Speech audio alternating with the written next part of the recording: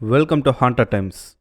ஆன்லைனில் ஒரு கான்ட்ரவர்ஷியலான போஸ்ட்டுக்கு கீழே கமெண்ட்ஸில் சண்டை போடுறது ஆல்மோஸ்ட் உலகம் பூராவுமே நடக்கக்கூடிய ஒரு விஷயம்தான். பல சமயங்கள் அந்த மாதிரி போடக்கூடிய சண்டைகள் ரொம்பவே எல்லை மீறக்கூடிய வகையிலையும் இருக்கும். ஜென்யூனா கமெண்ட் பண்றவங்கள தாண்டி ஃபேக் ஐடியில வேணும்னே சண்டைக்கு இழுக்கிற இல்ல ரேஜ் பைட்டை உண்டு பண்ற கமெண்ட்ஸ் தான் நிறையவே இருக்கும். கண்டிப்பா நாம எல்லாருமே இதை பார்த்திருப்போம். ஏன் நம்மள பலருமே ஒரு ஃபேக் ஐடியில இருந்து கமெண்ட் பண்ணக்கூடிய ஒரு நபரா கூட இருப்போம். இதை சிலர் ஜாலியா பண்ணுவாங்க, சிலர் வேணும்னே பண்ணுவாங்க. ஆனா அதுவே ரொம்ப சீரியஸான ஒரு நிலைக்கு போச்சுன்னா அதோட விளைவுகள் நாம எதிர்பார்க்காத ஒன்னா கூட இருக்கும். அதே மாதிரியான ஒரு விஷயம் தான் நிக்கோவுக்கும் நடந்தது. அவனோட ஃபேக் ஐடியோட பேரு மிஸ்டர் சீசர். மற்ற எல்லா சோஷியல் மீடியா சைட்ஸை விடவும் ட்விட்டர்லையும் எக்ஸ்லையும் எஃபிலையும் நடக்கக்கூடிய சண்டைன்றது ரொம்பவே முரட்டத்தனமாக இருக்கும். இதனால தமிழ்நாட்டில் இந்தியாவில்னு மட்டும் கிடையாது, உலகளவில் பெரிய பெரிய செலிபிரிட்டிஸே மன உளைச்சலுக்கு ஆளாகி இருக்காங்க. அந்த அளவுக்கு அங்கே சண்டை நடக்கும். அப்படி நடக்கிற சண்டை ஒரு டைமுக்கு மேலே முடிகிற மாதிரி இருக்கும். ஆனால் அதை திரும்ப ஸ்டார்ட் பண்ணி வர்றதுக்குன்னே சில பேர் வருவாங்க. அதாவது சில ஃபேக் ஐடிஸ் வரும். அப்படிப்பட்ட ஐடிக்களில் ஒன்று தான் நிக்கோ பயன்படுத்தின மிஸ்டர் சீசர்ன்ற ஃபேக் ஐடியும். ஒரு முறை என்னாச்சுன்னா, ஒரு முக்கியமான எலெக்ஷன் டைமில் எக்ஸ்லையும் எஃபிலையும் ரொம்ப காரசாரமான விவாதம் போய்கிட்டு இருந்திருக்கு. அதில் ஒரு தரப்பை சேர்ந்தவங்க பாயிண்ட்ஸ் மேலே பாயிண்ட்ஸை அடிக்கிட்டே போயிருக்காங்க. எதிர்த்தரப்பை சேர்ந்தவங்களால அதை கவுண்டர் பண்ணவே முடியலை. இதனால ஒரு டைமுக்கு மேலே கேட்ட கேள்விக்கு பதில் சொல்ல முடியாமல் எதிரில் பேசினவங்களை பர்சனல் அட்டாக் பண்ண ஆரம்பிச்சாங்க. அதுலேயும் யாரு கரெக்டாக பாயிண்ட்ஸை எடுத்து பேசுனாங்களோ அவங்கள டார்கெட் பண்ணதாகவே இருந்தது அந்த பர்சனல் அட்டாக்ஸ் எல்லாமே. அப்படி பர்சனல் அட்டாக்ஸை பண்ணவங்களில் நிக்கோவும் அடக்கும். இதுக்கு திருப்பி எதிர்த்தரப்புல இருந்தும் சிலர் கோவப்பட்டு மோசமான வார்த்தைகளை கமெண்ட் பண்ணாங்க தான். ஆனால் புல்சைன்ற ஒரு குறிப்பிட்ட ஹேண்டில் மட்டும் காம் அண்ட் கம்போஷராக எல்லாத்துக்கும் கரெக்டாக ரெஸ்பாண்ட் பண்ணிக்கிட்டே இருந்தது. கடைசியாக எல்லாரும் அந்த ஐடியா அடிக்க ஆரம்பிச்சாங்க. அதுவும் நிக்கோ மாதிரியான சிலர் வேணும்னே ரொம்ப பர்சனலாக அந்த ஐடியா திட்ட ஆரம்பிச்சாங்க. இதை அவங்க தரப்புல இருந்தே சிலர் வான் பண்ணவும் செஞ்சாங்க. பட் நிக்கோ உட்பட சில ஐடிஸ் கேட்குற மாதிரி இல்லை. கடுமையான வார்த்தைகளை ரொம்ப ஈஸியாக பண்ண போகவும் புல்சை ஐடி கொஞ்ச நேரத்தில் அமைதியாச்சு. அதுக்கப்புறம் அந்த ஒரு கான்போல திரும்ப அந்த ஐடியில இருந்து எந்த ஒரு மெசேஜுமே வரல. கொஞ்ச நேரத்தில் அந்த கமெண்ட் வார் ஒரு வழியா முடிவுக்கு வந்துச்சு. அப்போ நிக்கோவுக்கு, அதாவது மிஸ்டர் சீசரோட ஐடிக்கு தனிப்பட்ட முறையில் ஒரு டிஎம் மெசேஜ் வந்திருக்கு. யார்கிட்ட இருந்து வந்திருக்குன்னு பார்த்தா புல்சைன்ற ஐடியில இருந்து அந்த மெசேஜ் வந்திருந்துச்சு. என்னடா இது புதுசா இருக்குன்னு நிக்கோ ஓபன் பண்ணியிருக்கான். அதுல சியூ சூன் எழுதப்பட்டு கடைசியா ஒரு ஸ்மைலி ஈமோஜி சிம்பிள் இருந்தது.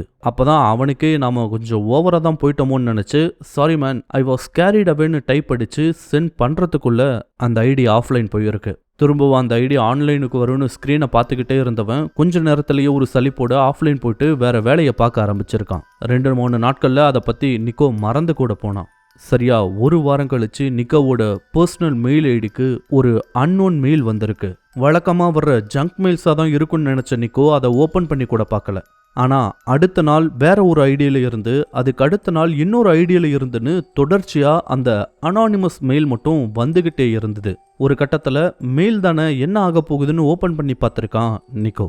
அதில் ஹவ் ஆர் யூ நிக்கோன்ற ஒரு கேள்வி மட்டும் இருந்துச்சு. யாரோ விளையாடுறாங்க போலன்னு அதையும் நிக்கோ சீரியஸாக எடுத்துக்கல. பட் அடுத்த நாள் வந்த மெயில் அவனுக்குள்ள ஒரு சின்ன பயத்தை ஏற்படுத்துச்சு.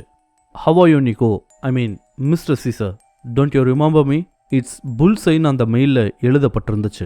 அப்போதான் அந்த ஐடி ஒரு 10 நாளைக்கு முன்னாடி ஆன்லைனில் தேவையே இல்லாமல் நாம திட்டின ஒரு ஐடின்றது அவனுக்கு ஸ்ட்ரைக் ஆகிருக்கு. அந்த விஷயம் ஸ்ட்ரைக் ஆகும்போதே இன்னொரு விஷயமும் அவனுக்குள்ள ஸ்ட்ரைக் ஆச்சு.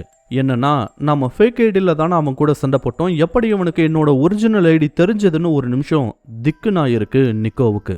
ஆனால் அதை வெளியே காட்டிக்காத மாதிரியே நிக்கோ அதுக்கு ரிப்ளை பண்ணான். நிக்கோவா, யாருது? அப்படி யாரையும் எனக்கு தெரியாதுன்னு ரிப்ளை மெயில் போட்டான் நிக்கோ. அதுக்கான பதில் உடனே வரல, மறுநாள் தான் வந்துச்சு. அந்த மெயிலில் அப்ப நீ நிக்கோ இல்லை ரைட் அப்படின்னு எழுதி இருந்துச்சு. அதுக்கு மறுபடியும் ஆமா நீ யாரை சொல்றனே எனக்கு தெரியாதுன்னு ரிப்ளை பண்ணா நிக்கோ. அதுக்குண்டான ரிப்ளையும் மறுநாள் தான் வந்துச்சு.